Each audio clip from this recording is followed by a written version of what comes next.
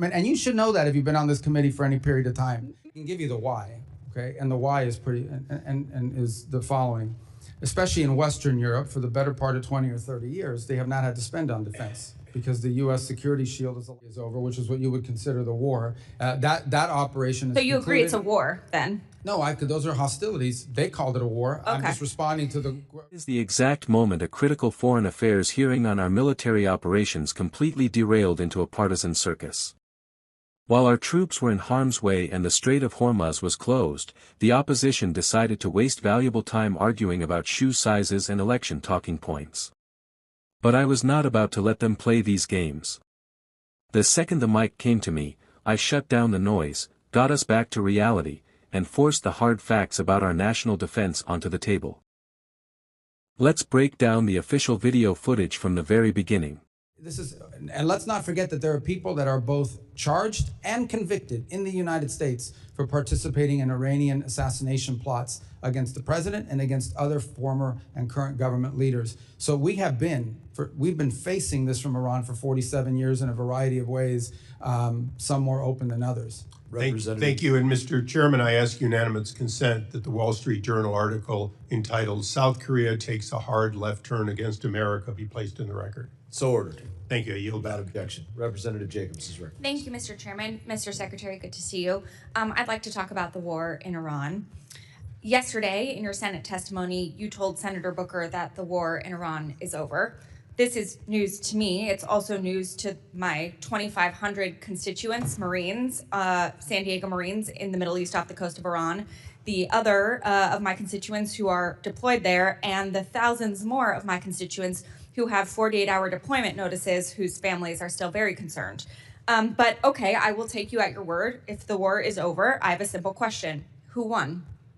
First of all, epic fury is over, which is what you would consider the war. That operation is So you agree concluded. it's a war, then? No, those are hostilities. They called it a war. Okay. I'm just responding to the Senator Mr. Booker's Secretary, question. you can change the name of the operation. It doesn't change the fact that the strait is still closed and my service members and all of our service members are still in harm's way. The war is not over. But I'm agreeing with you. Okay, fine. We're taking you at your word. The war is over. Who won? Well, first of all, you're not taking me at my word. It's a fact. We're no longer conducting sustained strikes inside of Iran to degrade their military because epic fury is over. The second point is on the question of who won, I can tell you this. We defined victory as destroying their defense industrial base, significantly reducing the number of missile launchers that they possess, significantly reducing their stockpile of drones. And we achieved all of those, in addition to destroying what they had left of an Air Force and wiping out their entire conventional Navy. Those are all gone. So I consider that victory, and we did too, and that was the purpose of epic fury. Okay, well, good. Based on the metrics that you just said, okay, there's actually, our intelligence community has said that Iran is reconstituting its military industrial base faster than we had predicted. And analysts assess it still holds roughly 70% of its missile stockpile and 70% of its mobile launchers. The Strait of Hormuz was open before the war. It is now closed. We have lost 14 brave American service members, over 400 are injured, and the Iranian regime remains largely intact, but now with a more hardline leader who has more incentive to try and get a nuclear weapon. So I guess I have to ask you again, Mr. Secretary, does this actually look like winning or losing to you? Well, first of all, I don't know what intelligence assessments you're referring to. We wouldn't discuss intelligence assessments if they were real. These have been publicly reported. Well, they're publicly reported. Someone committed a crime, and by the way, is also lying. And this happens all the time. People manipulate intelligence and analysis for purposes of furthering a narrative. On your point about the regime is actually deeply fractured, which is why it takes 7 to 10 days to get an answer from them for anything. Meanwhile, fractured, but still intact. Well, intact in the sense they can't even reach agreements that they can get back to us. So I don't know how intact that is. What they have is people that are afraid to go into the streets. Their repressive operations have held people back, in addition to the fact they've cut off the internet. But this is a country right now, in this regime, that is facing hyperinflation, a completely devalued currency, hundreds of billions of dollars in damage to their military infrastructure.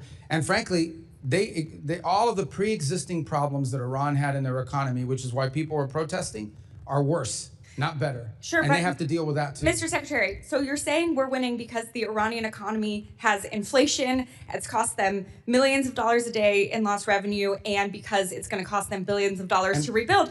Well, we are having inflation. It's already cost us an estimated $100 billion. Gas prices are up with no end in sight. The average family is paying an extra $450 on gas and could pay an extra $2,000 by the end of the year. The American people are not stupid, Mr. Secretary. We all know that this war is not over.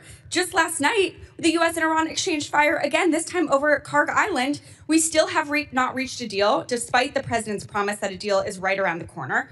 The president even said today the blockade could last until Labor Day. It's now day 97 of the war that the president said he wanted to end quickly. So I have one last question for you.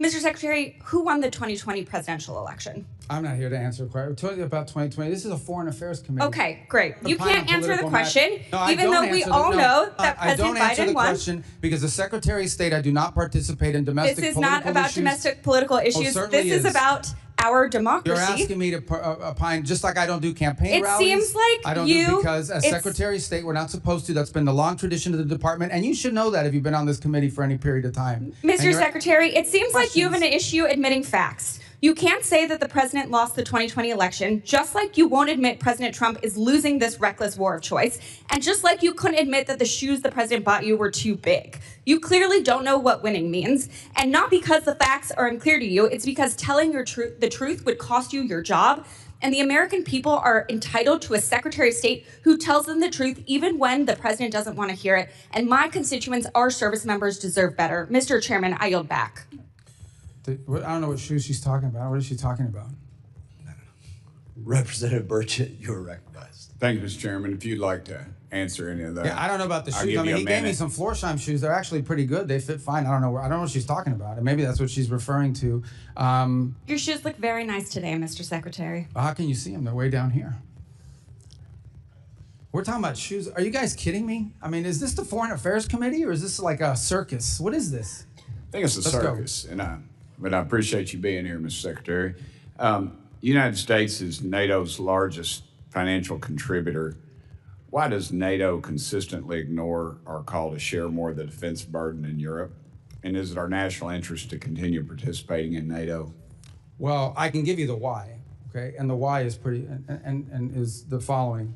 Especially in Western Europe, for the better part of 20 or 30 years, they have not had to spend on defense because the U.S. security shield is. Hearing proved exactly why we need strong, focused leadership in Washington. While the other side tries to stall our progress with political theatrics, I will always demand the truth about where your tax dollars are going and how our troops are being supported. We are paying the bills for NATO, and it is time our allies start carrying their own weight. I want to know what you think about this exchange.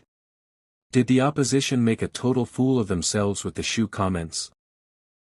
Do you think it's time we forced NATO to pay up? Let me know your thoughts in the comments below. If you're sick of the Washington circus and want more raw, unfiltered breakdowns from the front lines, slam that like button, share this video with your friends, and hit that subscribe button right now. Let's keep fighting for the truth. See you in the next video.